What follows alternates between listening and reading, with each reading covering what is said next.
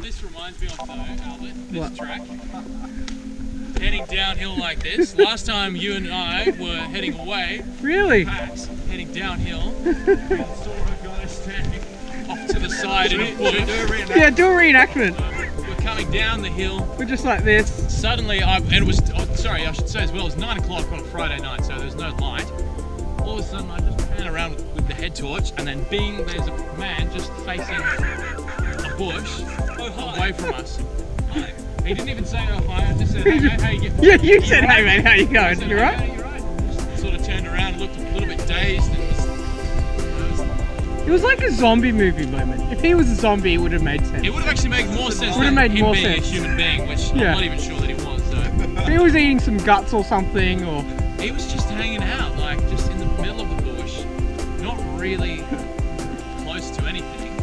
And then it was very strange. And then so Albert and I are then, you know, walking down the hill, and we're carrying on chatting, catching up about something, and we're just I can hear behind me some footsteps, like about 10 or 20 meters behind, and then sort of look around, and I could see this guy. I could just see blue jeans and red jumper just sort of following us. Hanging out in the background, and then he's sort of catching up to us, and then so, I mean, we try and make conversation to make it less real, because, I mean, not less real, like less creepy. Less creepy, I suppose, is the word I'm looking for. And then so, I mean, we tried to make conversation with him, didn't we? We said, Yeah. what did we say? So we sort of asked, oh, what are you up to? He just said, oh, I'm just on the way. just passing through. I'm just passing through, that's He said, it. "Oh, I'm just passing through. Passing through where? Where? He was in the middle of And you were like, oh, to where? Oh, Parramatta. Whereabouts are you from? Yeah, in the.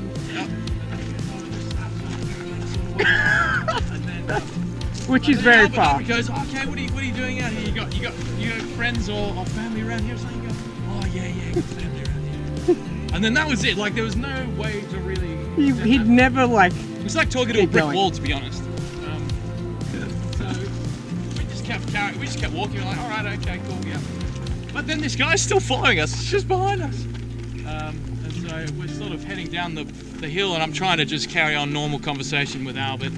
You know, trying not to panic, trying not to do anything too sudden that might provoke him if he is, you know, a bit of a, you know, slightly mentally unhinged person to come after us or execute his attack or whatever he was planning. I don't know.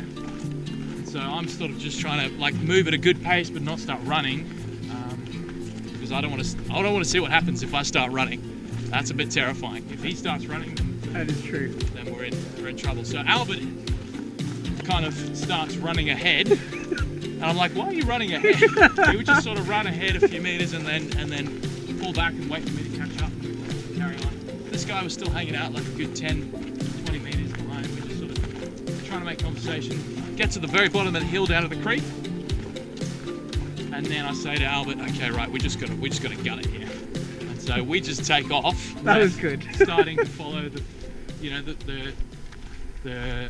track around the creek and follow the water line down to where these guys were camping out.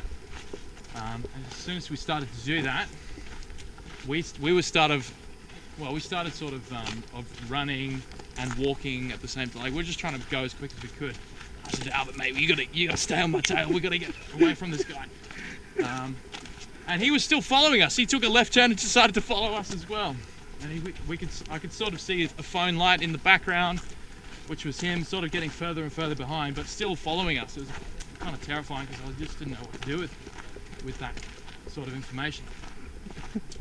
Finally, we get to a point where we managed to scramble around some rocks and things where the high tide had come over the track. He, on the other hand, what happened there? You remember it better because I was in front of you and you saw more what happened. Yeah, I was then, just gunning it. Yeah. I'll flip it round to you. You tell what happened then. And then we see him because it was quite dark, so you get to that. It was quite wet, and the water had risen up. So he comes right to the edge. Yeah, so we get to like the water, and you kind of skip around these rocks, which is a bit handy because you've been around there before. And it just looks like a drop off and just like water. And we skip around. He is like 20 meters behind us, and so Tom's bolted. I'm just like, I'm getting out of here. He's getting out of keep here. Going. I'm a bit slower, so I just thought I'd have a peek at this guy. He gets to the part with his phone torch, and he's like walking, still steps one step in the water and then stops and looks down with his phone torch. There's just water everywhere, and his phone torch isn't enough to like see how we made it around. And then, but if he took another step, he would have gone straight into like 5 foot of water. But so that saved us. After that, I mean, we're just gunning it through the forest, trying to get to the camp and get to these guys in case he was still following us. Yeah. So after that, I spent a good bit of time running back, down the other way toward him with the track, holding like a hatchet that we had for cutting firewood and stuff. Yeah. And I just wanted to be sure that if we went to bed that night, I wasn't going to wake up with someone trying to get into my tent and do whatever, Everyone slept with a knife. I was tempted to set up and get a bit of fishing line and put a trip hazard there, which I'm glad we didn't do in the end, because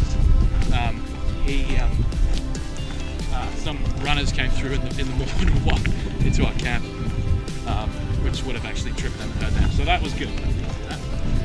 So yeah, it's Crazy good. times. Now you know the story of that and why these hills are always going to remind me of that experience, I think.